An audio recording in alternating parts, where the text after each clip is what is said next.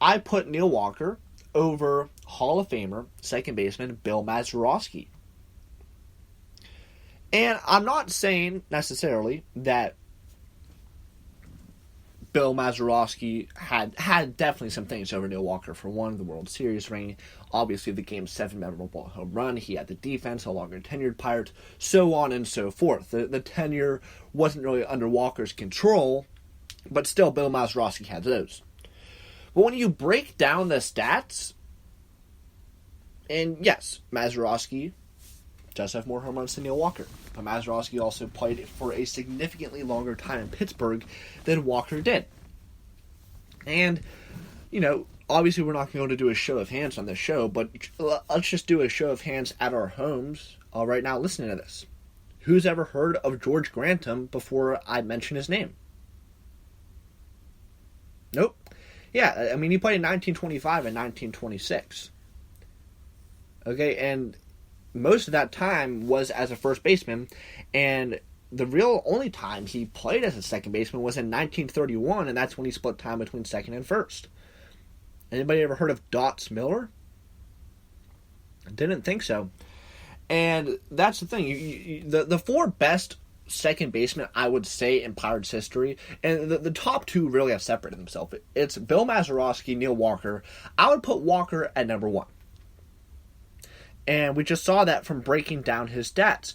During the first part of the last decade, he was one of the best second basemen in all the league. He really was. And if anything also, this just goes to show that while the Pirates have had an illustrious history with many Hall of Famers that have 5 World Series rings, legends, the second baseman side of the Pirates overall franchise is not very good. Right, but what we do see in the competition between Maz and Walker, and the one that really caught my eye, is the fact that Mazeroski had 8,379 plate appearances in a Pirates uniform. That's a lot of plate appearances. And he averaged a home run every 0.064 games, while Walker was at 0.11. That's about 0.8. It's almost double of what Mazeroski had in Neil Walker. And then when we went to eliminate Grantham and Miller, because, you can just throw them out. They're really not in the conversation for the best all-time second baseman for the Pirates. You have Walker being first in WRC+, which is a very valuable advanced sabermetric. The isolated slugging percentage, he's third in WA and first in OPS. Still second in home runs. And it's hard to think anything but Neil Walker being the best second baseman in Pirates history. The other thing that stuck out to me when I was sort of perusing through Neil Walker's stats is the fact that he did hit a lot of home runs. In a 3-year stretch, he hit 55 home runs. 16 in 13 and 15, and 23 in 2014. And Brian Dozier and Robinson Cano were the only 2 players ahead of him during those 3 years, and those 3 years just happened to be the years the Pirates made the playoffs this past decade. And quite honestly, the most successful this team has been since the early 90s. Neil Walker was the team's second baseman during that time and a pivotal part of turning around a sad franchise.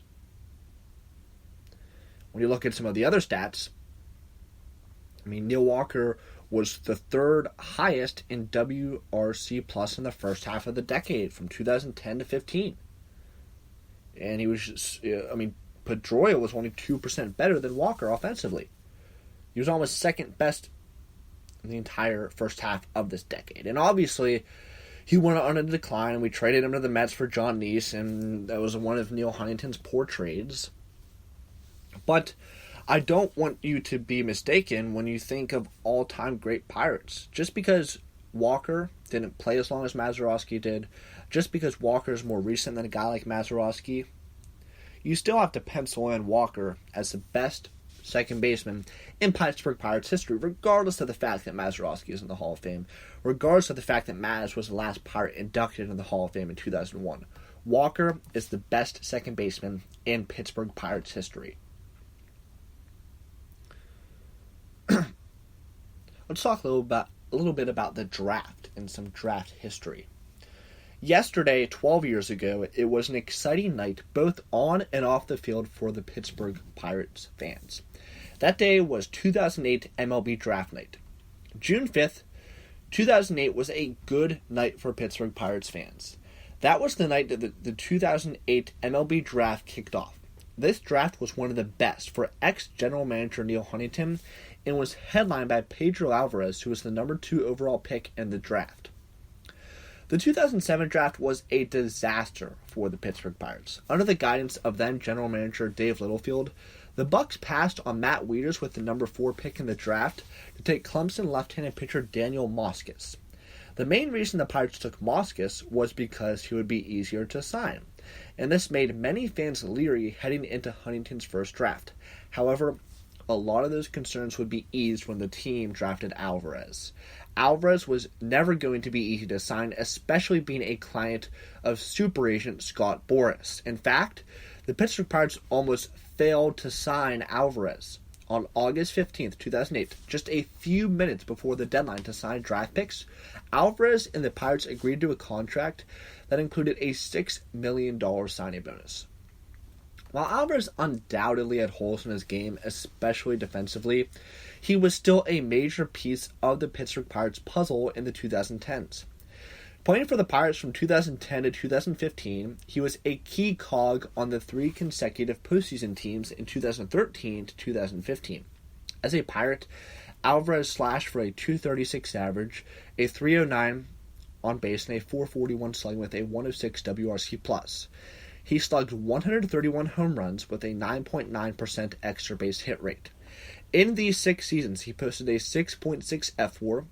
These stats were despite a disastrous 2011 season in which he posted a -1 F4 and a 191 average, 272 OBP, 289 slugging, and a 58 WRC+ while bouncing between the MLB and the AAA level.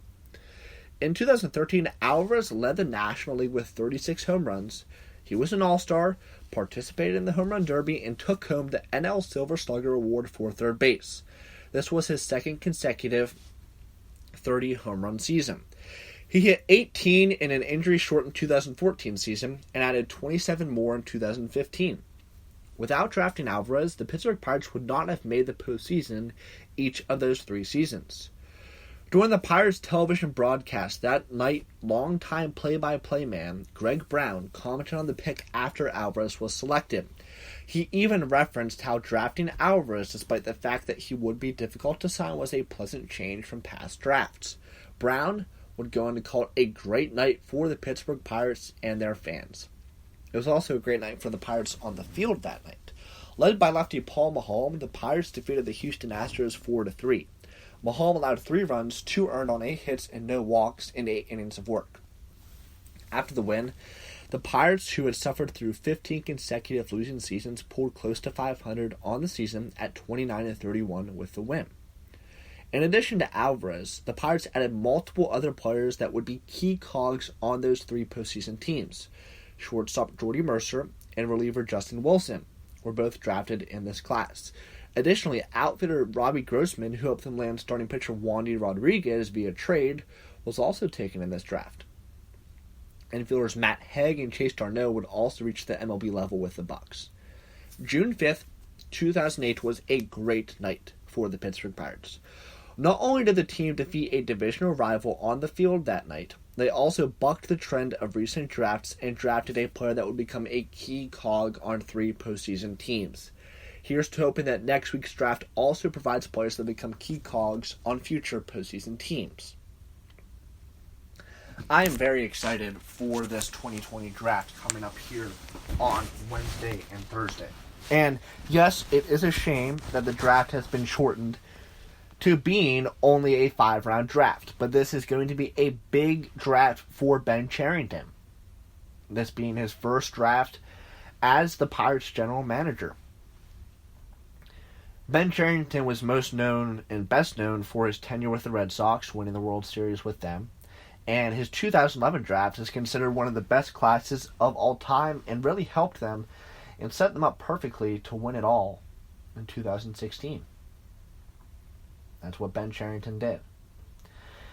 And the Pirates need that type of draft here on Wednesday and Thursday night. They hold the 7th overall pick, and there's quite some speculation about who could fall to them at 7 and where they're going to go. They have 3 top 45 picks. They'll have 2 picks on night 1. And then they'll have that the 7th in the second round. But they have 7 overall picks that will be coming their way on Wednesday and Thursday. That's the most out of any teams in this draft class. So they're going to have the best opportunity to draft players and draft future key cogs in this Pittsburgh Pirates franchise, in this lineup or in the rotation. They're going to have an opportunity to do this, and it's going to be big. It's a big night for the franchise. When you have a bad season like the Pirates had in 2019, where that sets themselves up to have the number 7 overall pick, you need to hit on that draft choice. And for all the criticisms that Neil Huntington has gotten for his tenure in Pittsburgh, the one thing that he did an excellent job at doing was drafting. He really did. Whether it be Pedro Alvarez, whether it be Kevin Newman, Austin Meadows, Ke'Bryan Hayes, Will Craig, Shane Baz, Travis Swaggerty, Quinn Priester. He did an excellent job at drafting talent. He really did. And what we're going to need, and the way you build an organization, is from the draft up. That is how a successful rebuild is done. It's by making trades like the Starling Marte trade that brought in Brennan Malone and Liover Peguero. That was a start. But this coming June 10th, and especially with the fact that there may not be a season in 2020, is going to be the biggest night of the year for the Pirates and for their fans. Again, it's a shame that it's not 40 rounds and that you can't have a huge influx of talent, but the reality is the top 5 rounds are where the superstars go. And yes, there are exceptions to that. And you will see plenty of that on ESPN and MLB Network on the 2-night coverage of guys that went after the 5th round. And this is only temporary, it's only 1 year, and they have 7 picks in those 5 rounds. Now, in terms of who I want them to go at the top of the draft, my sort of dream pick is Zach Veen. Lefty high school outfielder. He's been rising up through the mock drafts, and if he falls to number 7, I don't believe Ben Cherington is going to have much of a choice in regards to who he's going to take. He's getting comparisons, Zach Veen is, to Cody Bellinger and Christian Yelich. Now, obviously, it will take him a little while to make it to the majors being a high school draft pick. But if you want to talk about a superstar for Ben Cherington's first draft, Zach Veen could be that guy. I was thinking, it's plausible for the Pirates to have an outfield in the future that would include Brian Reynolds, Travis Swaggerty, and Zach Veen. And that would be a fun outfield to have. Another guy that if, let's say, Veen goes off the board before 7, if Georgia right-handed pitcher Emerson Hancock is there, I'd take him in a heartbeat too. Those are the 2 guys that could fall. And if they fall, I would go Veen Hancock in that order. But if they don't, if both of them go before 7, I like Heston Kjerstad from Arkansas. Impressive college outfield bat. I like Patrick Bailey, catcher. He has really shown and would provide an immediate catching prospect in which the Pirates need. I like left-handed pitcher Reed Detmers from Louisville. Again, the Pirates don't really have left-handed prospects now. That would be more of a risky pick, but I like Detmers. Austin Hendrick I've seen from West Allegheny. A lot of you guys like him. He's sort of fallen in the mock drafts. It might be a reach at 7.